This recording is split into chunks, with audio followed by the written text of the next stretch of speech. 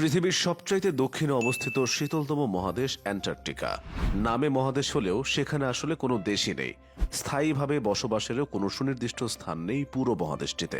British নাবিক captain James cook 1773 সালে সর্বপ্রথম অ্যান্টার্কটিকা মহাদেশের একপাশ অতিক্রম করেন। এরপর 1820 সালে 3 জন রাশিয়ান নাবিক এবং একজন আমেরিকান নাবিক প্রথমবারের মতো এই মহাদেশে পা রাখেন। আয়তনের দিক থেকে এই মহাদেশটি অস্ট্রেলিয়া মহাদেশের দ্বিগুণ হলেও এখানে মানব বসতি প্রায় নেই বললেই চলে।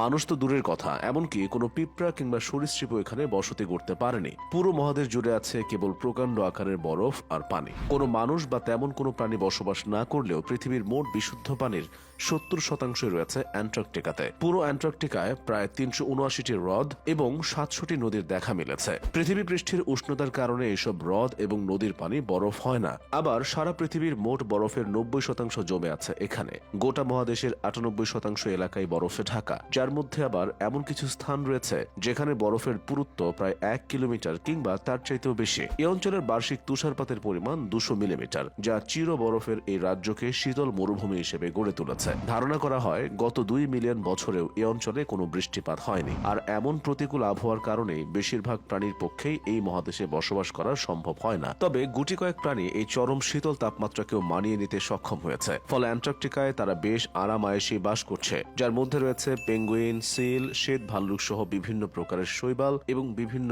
আকারের অণুজীব। গ্রীষ্মকালে এই মহাদেশে সূর্য কখনোই অস্ত যায় না, বরং দিগন্ত রেখা বরাবর ঘুরতে থাকে। আবার শীতকালের চিত্র পুরোপুরি ভিন্ন। এ সময় টানা 4 মাস সূর্যের দেখাই মেলে না। অন্ধকারাচ্ছন্ন হয়ে থাকে পুরো বরফের রাজ্য, আর তাপমাত্রা নেমে যায় -90 ডিগ্রি পর্যন্ত। অ্যান্টার্কটিকা মহাদেশের কোনো মালিক নেই। তবে মজার বিষয় হলো, শুরুতে বিশ্বের অনেক দেশই এই মহাদেশকে নিজেদের বলে দাবি করেছিল। 1908 সালে ঔপনিবেশিক ক্ষমতাধর ব্রিটেন প্রথমবার অ্যান্টার্কটিকার মালিকানা দাবি করে। ব্রিটেনের দেখা দেখে 1924 সালে ফ্রান্স, 1929 সালে নরওয়ে, 1939 সালে অস্ট্রেলিয়া এবং 1943 সালে আর্জেন্টিনা এর মালিকানা দাবি করে বসে। এর প্রেক্ষিতে 1959 সালে 12টি দেশের মধ্যে অ্যান্টার্কটিকা চুক্তি নামে একটি স্বাক্ষরিত হয়, যে চুক্তি অনুযায়ী এই ভূমিকে কেউ নিজেদের দাবি করতে পারবে না। বর্তমানে সেই চুক্তিতে 48টি দেশের স্বাক্ষর রয়েছে। তবে এরপরও 1977 সালে আর্জেন্টিনা এক অদ্ভুত কাণ্ড করে বসেছিল। সে সময় হঠাৎই দেশটির পক্ষ থেকে গর্ভবতী এক মহিলাকে অ্যান্টার্কটিকায় পাঠানো হয় এবং সেখানেই সফলভাবে তিনি সন্তান প্রসব করেন। এমিলিও মার্কোস পালমা নামের সেই ছেলে সন্তান অ্যান্টার্কটিকায় জন্ম নেয় প্রথম সন্তান। ধারণা করা হয় অ্যান্টার্কটিকাকে নিজেদের দাবি করতেই